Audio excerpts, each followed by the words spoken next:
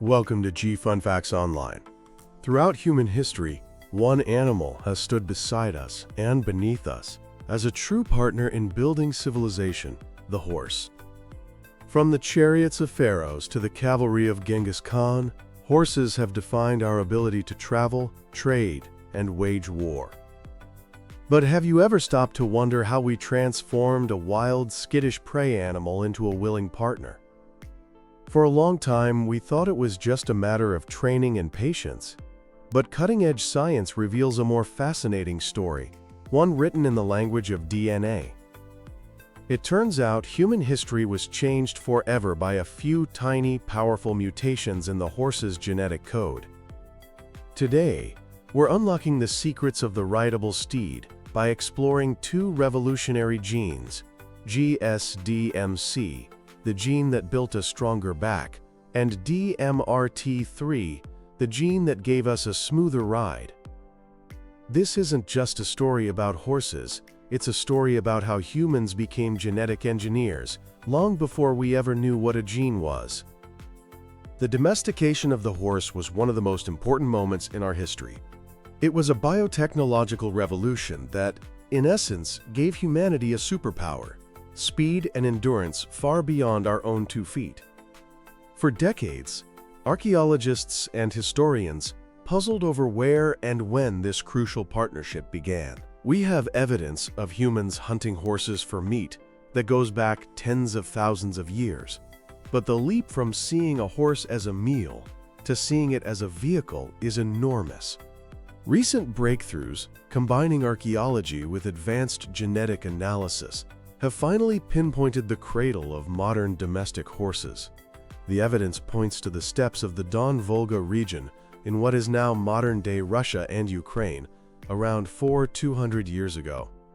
It was here that a specific population of horses began to spread rapidly across Eurasia, replacing almost all other local horse populations. So what was so special about these horses? What magical ingredients did they possess that their wild cousins lacked?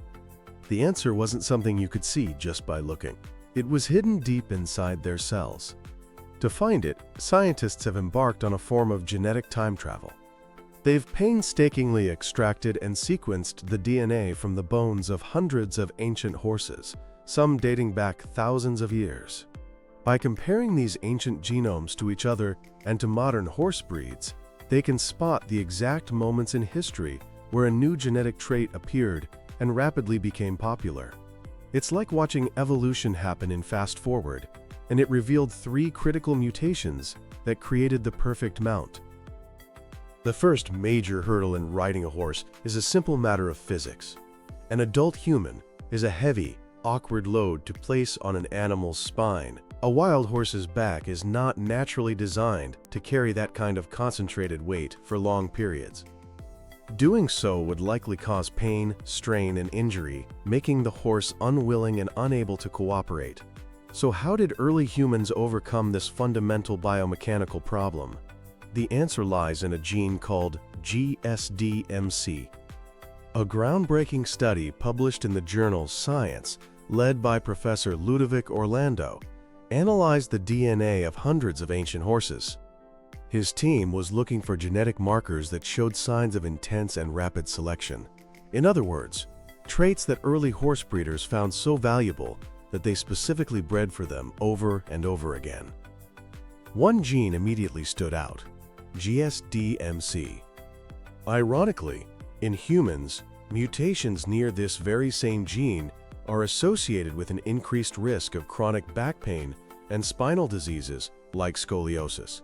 But in horses, a specific variant of the GSDMC gene seems to have had the exact opposite effect. To test this theory, researchers conducted experiments on mice, engineering them to lack this gene. The results were stunning. The mice developed straighter, more rigid spines and stronger forelimbs. Extrapolating this to horses, the scientists theorized that this GSDMC mutation resulted in a more robust and stable spinal column, one that was anatomically better suited to bearing the weight of a rider without causing pain or injury. It essentially fortified the horse's back turning a weak point into a source of strength. What's truly incredible, however, is the speed at which this trait took over the horse population. Genetic analysis shows that around 750 years ago, this beneficial GSDMC variant was incredibly rare. You would have been hard-pressed to find a horse that carried it. But just a few hundred years later, around the same time that horsemanship began to explode across Eurasia, it became nearly universal in domestic horse populations. This wasn't a slow, random process of natural selection. This was a clear sign of intense, human-driven selection. Early riders could literally feel the difference. They would have instinctively chosen the horses that didn't buck or tire as easily, the ones that could carry a person or a pack for longer distances. These were the horses with the GSDMC mutation. Unknowingly, these early breeders were selecting for a specific gene.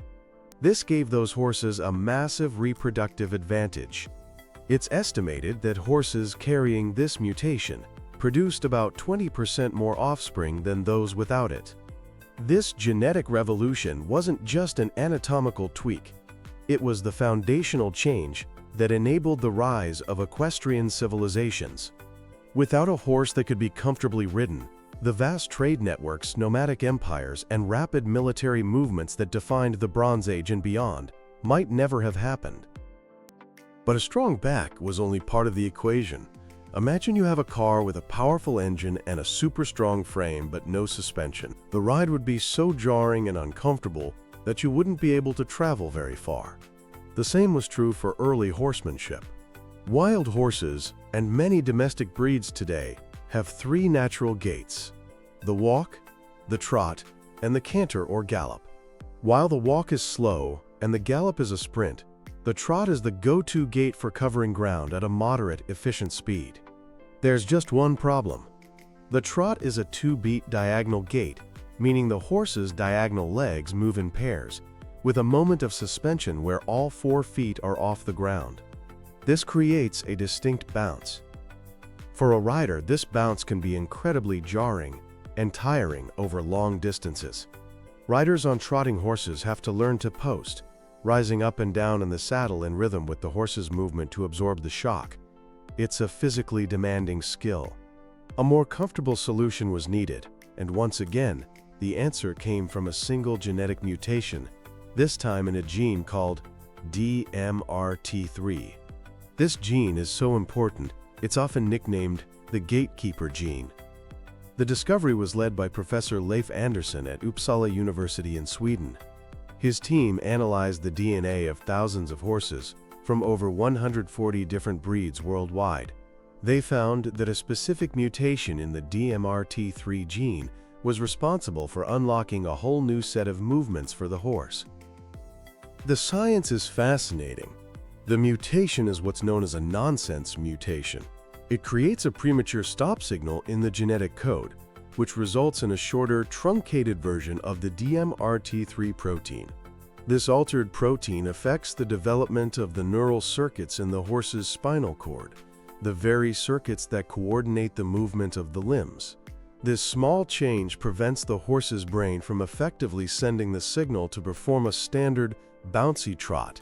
Instead, it allows for a variety of alternative 4-beat gaits. These are often called ambling gaits, and they go by many names, depending on the breed.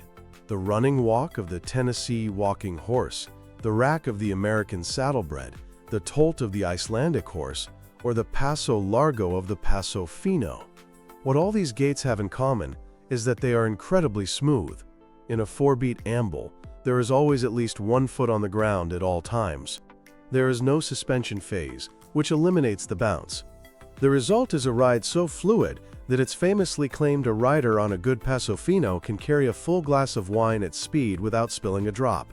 The value of this mutation to humans was immense. It meant riders could travel for hours, or even days, in relative comfort, conserving their own energy while covering vast distances. Like the GSDMC mutation, the DMRT3 mutation spread like wildfire wherever humans valued long-distance riding. Its presence in gaited breeds across Europe, Asia, and the Americas is a testament to how prized this smooth ride was. Interestingly, the mutation is also critical in harness racing breeds like the standardbred. In these horses, it helps them maintain a high-speed trot or pace without breaking into a gallop, which would disqualify them from a race. The story gets even more detailed when you look at specific breeds. In the famous Icelandic horse, known for having 5 gaits, the DMRT3 gene is a key focus for breeders. A horse with 2 copies of the mutation, what we call homozygous, is often able to perform a special gait called the flying pace, in addition to the smooth tolt. A horse with only 1 copy might be a better trotter but still have a good tolt. Breeders can now use genetic testing to fine-tune their breeding programs, selecting for the exact combination of gaits they desire. Of course, genetics is rarely simple. While the DMRT3 mutation is the primary key to ambling, some horses from gaited breeds can perform these smooth movements without carrying the mutation, which suggests that other, still undiscovered gait genes are also at play. But before you can select for a strong back or a smooth gait, you need to be able to get near the horse in the first place. Wild horses are prey animals. Their instinct is to flee from danger, and a human is a potential predator. This presented the very first and most fundamental challenge of domestication: temperament. A skittish, fearful, or aggressive horse would be a terrible and dangerous partner. It seems that our ancient ancestors understood this perfectly. Alongside the selection for physical traits, genetic analysis has revealed a third crucial piece of the puzzle: the selection for a calmer mind. Scientists identified another gene, known as ZFPM1, that showed clear signs of being selected by early breeders. We know from studies in other animals, like mice, that the ZFPM1 gene plays a significant role in regulating anxiety and fear responses. The fact that a specific variant of this gene became much more common in horse populations around 5,000 years ago, even before the riding-specific genes became widespread, suggests a deliberate choice. Early humans were actively selecting for calmer, more docile, and less fearful animals. This was almost certainly the first step. Before a horse's rideability could even be assessed, its willingness to interact with humans had to be established. Breeders would have favored the individuals that didn't panic, that were more curious than fearful, and that were easier to handle. By breeding these calmer animals together, generation after generation, they slowly shaped the horse's fundamental temperament, laying the psychological groundwork for the close partnership that would follow. It was this initial selection for a cooperative mind that made everything else possible. So, when you look at a horse today, you're seeing a masterpiece of ancient genetic engineering. The story of its domestication is a powerful example of how humans have profoundly shaped the evolution of another species. We didn't just tame a wild animal, we remolded it at the most fundamental level to suit our needs. The identification of the GSDMC gene for a stronger back, the DMRT3 gene for a smoother gait, and the ZFPM1 gene for a calmer mind gives us an incredible window into this process. Together, these mutations formed a genetic trifecta that transformed the horse from a wild prey animal into the indispensable partner that has carried humanity forward for thousands of years. The legacy of those ancient breeders and their intuitive genetic selections canters on in every horse we see today, a living testament to a partnership forged in the crucible of evolution and human ingenuity. Thanks for listening to G Fun Facts Online.